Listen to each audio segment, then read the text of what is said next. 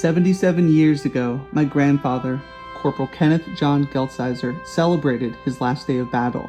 During World War II, he fought throughout the Pacific Campaign, including battles in Saipan, Tinian, the Philippines, and Okinawa, Japan. When his best friend was killed next to him in battle, his goal became killing the enemy and survival.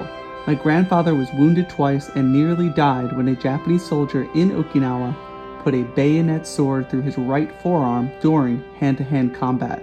And it was the heroic act of an 18-year-old soldier that jumped on top of a hand grenade which was thrown into his bunker that saved his and other soldiers' lives. 77 years later, his grandson lives peacefully on the same southern Japanese island that he fought on.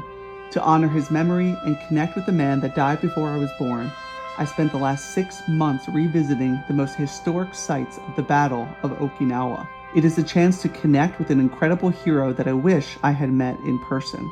Let's visit together 8 important locations surrounding the history and memory of the Battle of Okinawa. These include the landing site where U.S. forces first landed on the beaches within the picturesque Yomitan area of Okinawa, Japan. Hacksaw Ridge, the site of one of the bloodiest battles of World War II and which a Hollywood movie was later made about. Sugarloaf Hill, another infamous and deadly battle site on the southern part of Okinawa Island.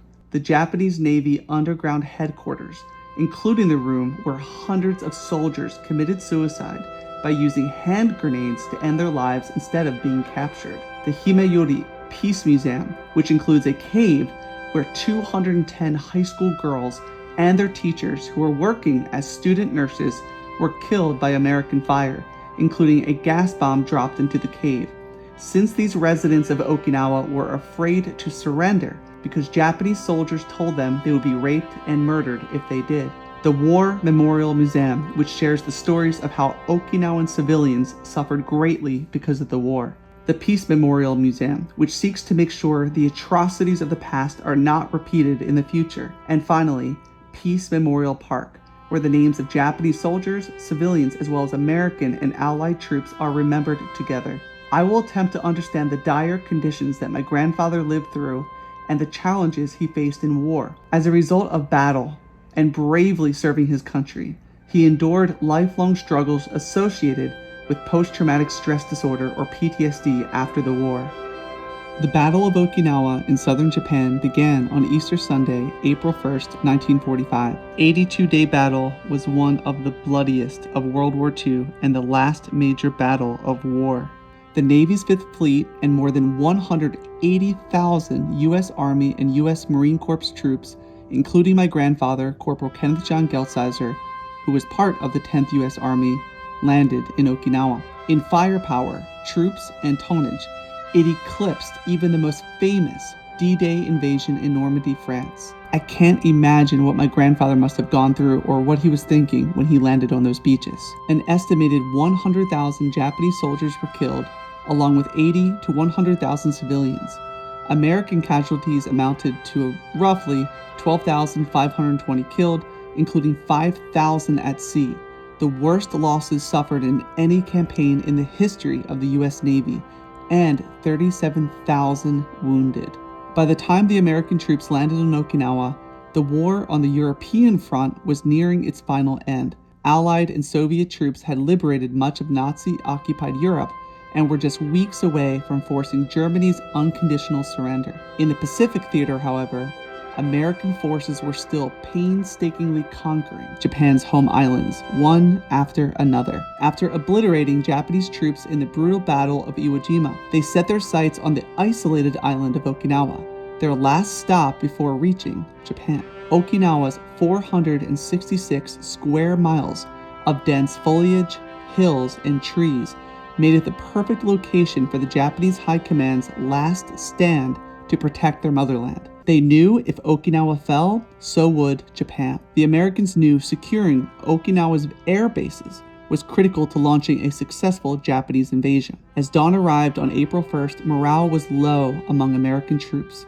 as the 5th Fleet launched the largest bombardment ever to support a troop landing to soften Japanese defenses. Soldiers and army brass alike expected the beach landings to be a massacre, worse than D-Day.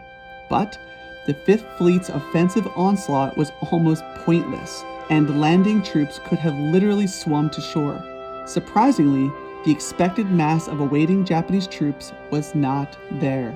On D-Day, American troops fought hard for every inch of beachhead, but troops landing on Okinawa's beaches surged inland with little resistance. Wave after wave of troops, tanks, ammunition, and supplies were ashore almost effortlessly within hours. The troops quickly secured both Kadena and Yontan airfields, or Kadena and Yontan airfields. Japanese troops had been instructed not to fire on the American landing forces, but instead watch and wait for them, mostly in Shuri, a rugged area of southern Okinawa where General Ushijima had set up a triangle of defense positions, known as the Shuri Defense Line. The Maeda Escarpment, also known as Hacksaw Ridge, was located atop a 400-foot vertical cliff. The American attack on the ridge began on April 26th.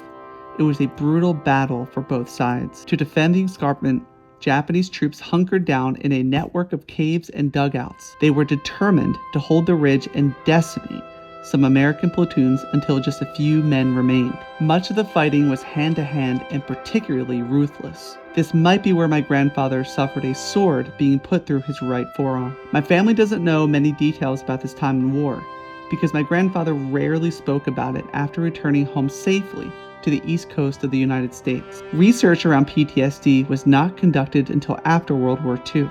Consequently, he suffered years of pain and suffering until his death without a proper diagnosis or support.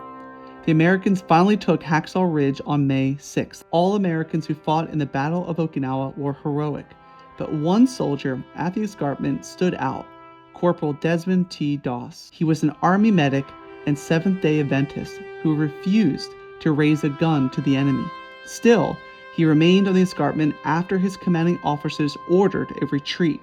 Surrounded by enemy soldiers, he went alone into the battle fray and rescued 75 of his wounded comrades. His heroic story was brought to life on the big screen in 2016 in the film Hacksaw Ridge, and he won a Medal of Honor for his bravery. Sugarloaf Hill. On this site occurred some of the bitterest action in the Battle of Okinawa. The Japanese had fortified their defense on the northern hills of the Sato.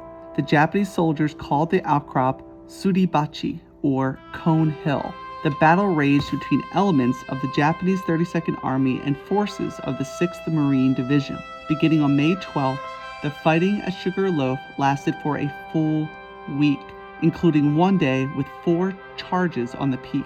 The Americans prevailed on May 18th with 2,662 casualties, and another 1,289 suffered battle fatigue. The Japanese forces, students, and civilians also suffered devastating casualties. On May 27th, the command post at Shuri was withdrawn to the southern end of the island.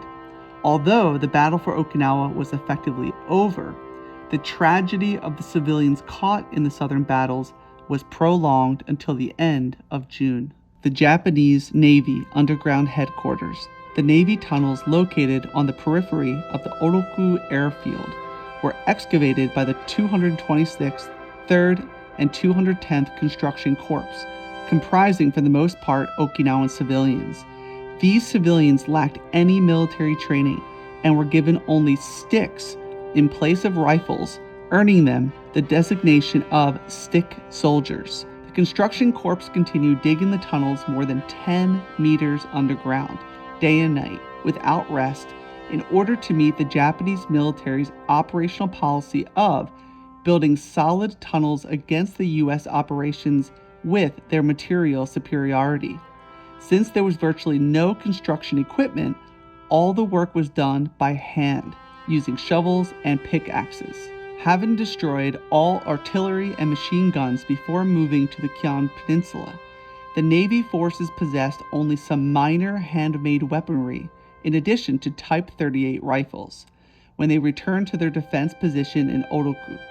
These improvised weapons included spears made from train rails used by the Construction Corps, and hand grenades and other explosive devices that were made with gunpowder taken from 250-kilogram high-explosive bombs and were used in the type of attack called Nikudan, or human bullet. The Nikudan charges against M3 tanks presumably had an effect in halting the advance of the US for 10 days. Most Japanese troops and Okinawa citizens believed Americans took no prisoners, and they'd be killed on the spot if captured. As a result, countless people took their own lives. To encourage their surrender, General Buckner initiated propaganda warfare and dropped millions of leaflets declaring the war was all but lost for Japan. About 7,000 Japanese soldiers surrendered, but many chose death by suicide. Some jumped from high hills, others blew themselves up with grenades. The Himayori Peace Museum, which includes a cave where 210 high school girls and their teachers, who were working as student nurses, were killed by American fire, including a gas bomb dropped into the cave, since these residents of Okinawa were afraid to surrender because Japanese soldiers told them they would be raped and murdered if they did. According to the Okinawa Prefectural Peace Memorial Museum website, in late March 1945, a fierce battle such as rarely been seen in history took place on these islands.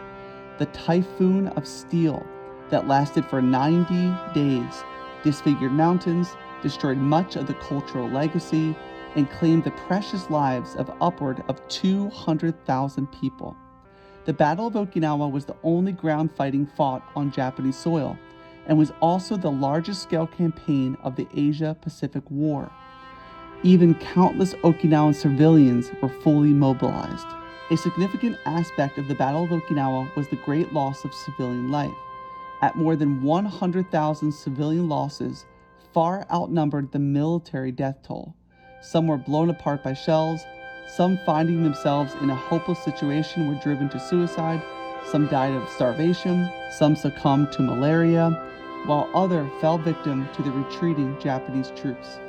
Under the most desperate and unimaginable circumstances, Okinawans directly experienced the absurdity of war and atrocities it inevitably brings about. This war experience is at the very core of what is popularly called the Okinawan heart, a resilient yet strong attitude to life that Okinawan people developed as they struggled against the pressures of many years of U.S. military control. The Okinawan heart is a human response that respects personal dignity above all else, rejects any acts related to war, and truly cherishes culture, which is a supreme expression of humanity. In order that we may mourn for those who perished during the war, pass on to future generations the historic lessons of the Battle of Okinawa, convey our message to the people of the world, and thereby displaying the whole range of the individual war experiences of the people in this prefecture. One of the big takeaways that I got from today's Peace Park visit was the complex history of the Okinawan people. That the way that the museum frames it, they were Okinawan people, part of the Ryukyus. They were not part of Japan until the late 19th century, of which they were taking over during the Meiji Restoration. And later on, World War II happens.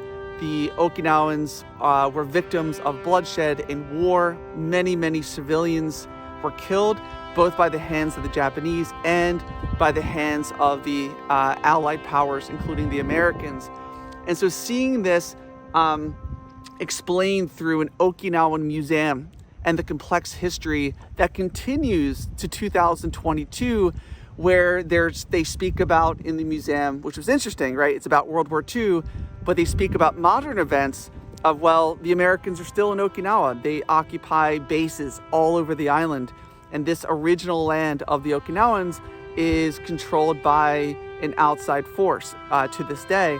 And so they present a very complex history. They also present an appreciation that they, are have certain levels of freedom now, that they are part of Japan, but that their autonomy in many ways is still respected.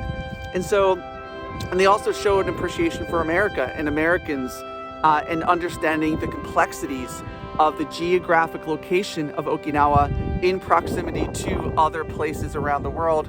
So I just think this is really fascinating. It was a really amazing time here today. a lot to think about.